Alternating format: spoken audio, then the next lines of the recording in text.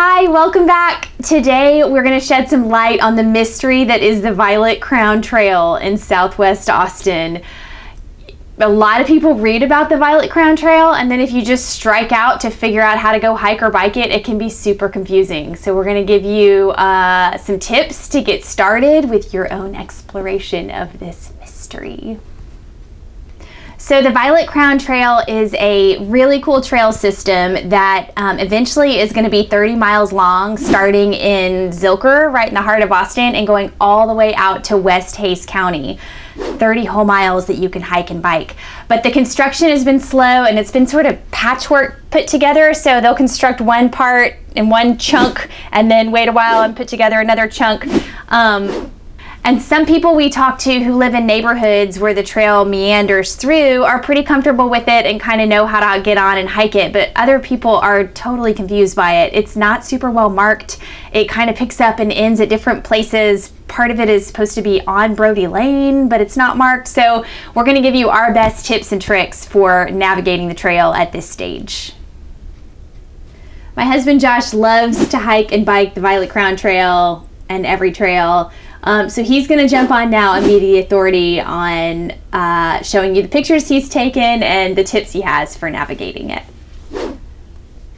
So I'm going to try to help you figure out all the different parts of the Violet Crown Trail that connect. A good resource is violetcrowntrail.com, and then I'm on the Explore tab, and they have all these maps. Now some of these maps work really well for what we're going to do and what I'm going to show you, and some of them are going to be confusing because you have to piece it together. So I'm just going to use the overall map like this and zoom in. This is the area that's supposed to be completed down here in Hays County. We're not going to concentrate on that because it's being built. You can go see it being built, but as far as I can tell, you can't really use it yet.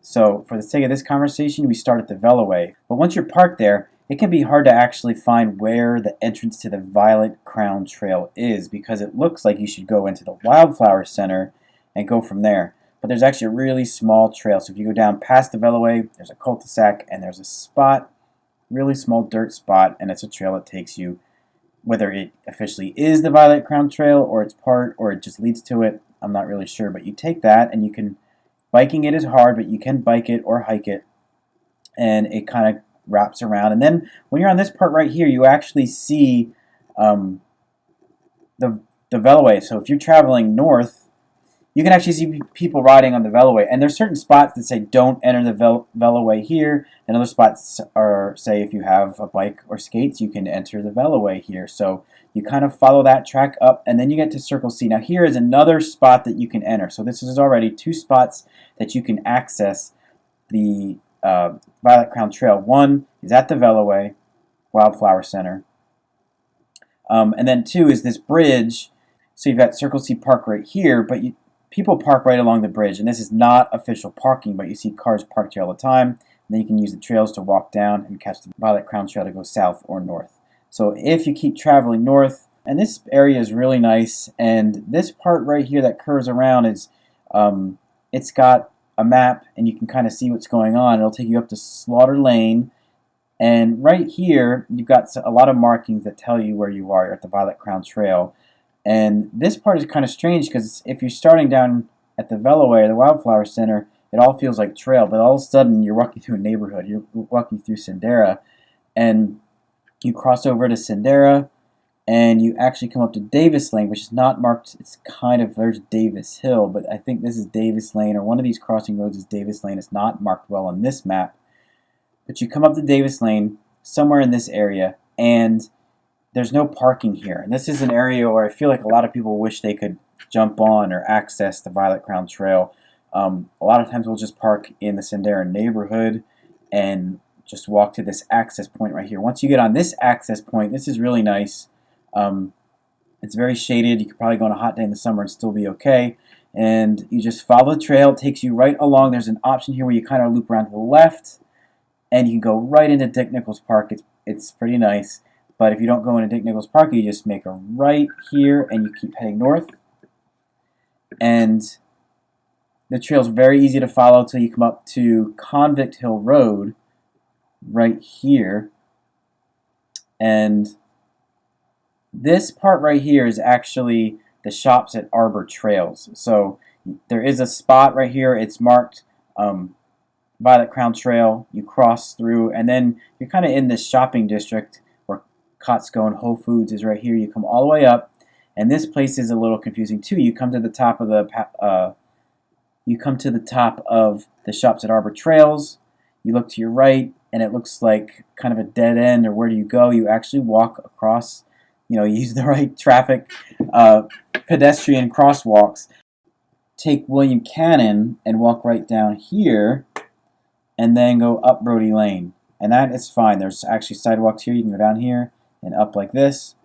But what I found to do a little bit easier, maybe a little bit nicer, is right here, William Cannon, go up. I think there's a Whataburger right here, and you just kind of cut up, and this part is really confusing.